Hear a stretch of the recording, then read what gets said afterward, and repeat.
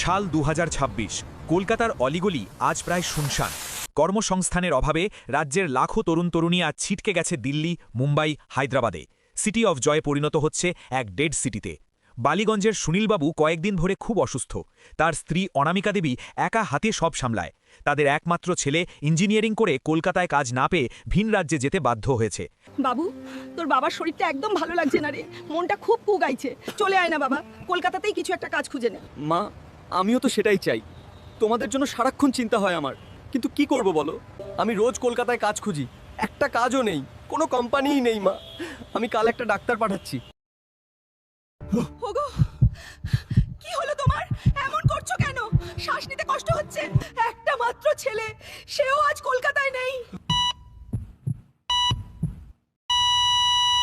প্রত্যেক বছর লাখো লাখো বাংলার ছেলেমেয়ে রাজ্যে চাকরি না পেয়ে বাধ্য হচ্ছে অন্য রাজ্যে পাড়ি দিতে, একা মা বাবাকে আর নিজের প্রিয় শহরটাকে চোখের জলে বিদায় জানাতে। এমন ভয়াবহ দিন আপনি কি চান আপনাদেরও আসুক?